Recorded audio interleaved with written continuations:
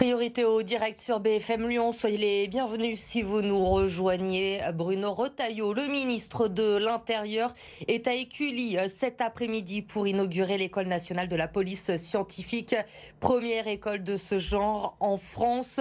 Arthur Blais, on vous retrouve sur place à Écully. Vous suivez cette visite du ministre de l'Intérieur qui est arrivé il y a un peu moins d'une heure maintenant. Quel est le programme du ministre ?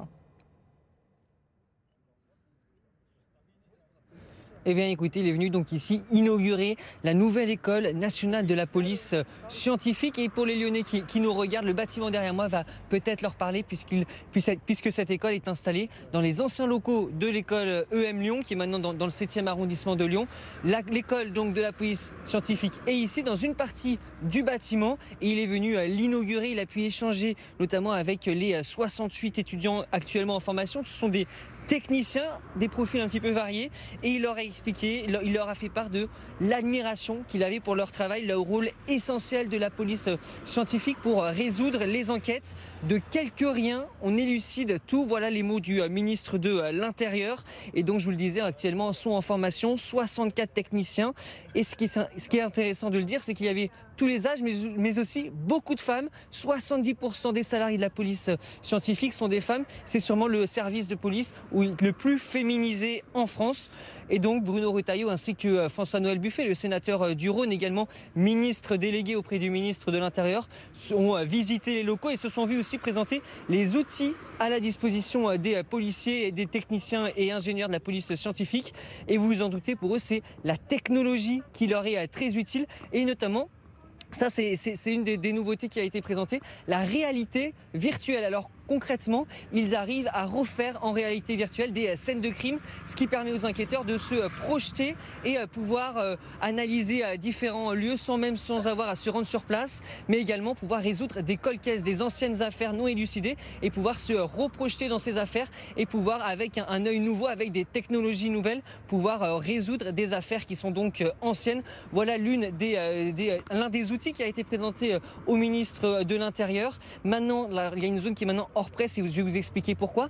On lui sont présentés les techniques des policiers sur les stupéfiants. Comment on arrive à analyser ces stupéfiants, comment aussi on arrive à analyser tout le procès, j'allais dire, de fabrication des délinquants. Et pour des raisons assez évidentes, on ne nous montre pas comment sont faits, comment travaille la police, pour justement ne pas donner des idées aux délinquants de s'améliorer, de s'adapter à ces techniques des policiers. Et c'est d'ailleurs un peu l'enjeu auxquels sont confrontés la police actuellement, c'est la vitesse de travail, d'adaptation des délinquants face aux nouveaux outils utilisés par les policiers ici à Lyon. On le rappelle qu'à Écully, au-delà de cette école nationale, si elle s'est installée ici, ce n'est pas simplement par hasard. À quelques mètres de là, un peu plus haut au nord d'Écully, est installé le service national de la police scientifique. 700 salariés, le siège, avec des services qui se déploient sur l'ensemble du territoire et même tout en Europe et dans le monde entier, avec un lien avec Interpol, mais aussi le laboratoire de Lyon qui, à l'échelle de l'ensemble de la région de Auvergne-Rhône-Alpes et plus encore, eh bien, est capable d'aller sur le terrain pour analyser, pour aussi récupérer échantillons ADN et ainsi améliorer leur technique. Ce qui est intéressant enfin et dans cette visite, et c'est aussi la présence du ministre de l'Intérieur, c'est d'arriver à échanger avec ces jeunes, motiver aussi, arriver à recruter, attirer davantage de formations, puisque vous en doutez, bien que cette école vient d'être inaugurée, jusqu'ici il y avait quand même de la formation pour les policiers, mais tout se passait à Écully dans leur autre bâtiment. Maintenant ils ont des locaux dédiés, plus grands, ce qui leur permet d'accueillir plus de policiers. Donc il y a aussi une vocation à faire connaître ce métier. Je le rappelle, donc des techniciens, des ingénieurs qui ne sont pas forcément de base des policiers, mais intéressés par la chose publique et qui ont envie de rejoindre les rangs de la police et de les aider. Dans quelques minutes maintenant, le ministre de l'Intérieur, Bruno Retailleau, va pouvoir prendre la parole, s'adresser aux élèves, s'adresser aussi à leur direction. Et vous l'avez compris dans les premiers échanges qu'il a pu avoir avec eux, il va pouvoir répéter toute l'admiration qu'il a pour cette police scientifique qui excelle, notamment grâce à cette nouvelle école ici à Écully. Le discours du ministre de l'Intérieur, Bruno Retailleau, à suivre bien sûr en direct dans un instant sur BFM Lyon. Juste avant lui, c'est Sébastien Michel, le maire d'Écully, qui va prendre également la parole. On va suivre ça ensemble. Arthur, justement, le ministre de l'Intérieur qui ne va pas arrêter sa visite à l'École nationale de police scientifique d'Écully. Après ce discours, après cette première phase, ce premier acte de cette visite aujourd'hui dans la métropole de Lyon, Bruno Retailleau va également prendre la direction de Saint-Priest pour rencontrer cette fois, Arthur, les pompiers de la métropole. Tout à fait, les sapeurs-pompiers, le SDMIS, vous le savez, on a une particularité ici puisque les pompiers sont à la fois financés et dirigés par la métropole et le département du Rhône. Le SDMIS, donc, qui va pouvoir présenter l'ensemble de ces moyens de formation au ministre de l'Intérieur. Et pour ça, il va être accueilli sur le site du groupement formation du SDMIS à Saint-Priest, à côté de l'université. Et va lui être présenté les véhicules, les outils, là encore, la réalité virtuelle. Les drones sont utilisés par les pompiers, mais aussi des outils un peu plus techniques, j'allais dire, plus ressources humaines, administratifs. Ce qui est aussi intéressant et ce qui lui sera présenté, c'est un espace en fait au sein de ce bâtiment où est installé un bâtiment de l'ONU. En fait, c'est l'ONU qui utilise ce bâtiment pour pouvoir y faire des formations et retranscrire en fait en modèle réel un hôpital de campagne, un hôpital de guerre, et des pays du monde entier viennent s'entraîner à Saint-Priest. Donc il lui sera aussi présenté ce dispositif.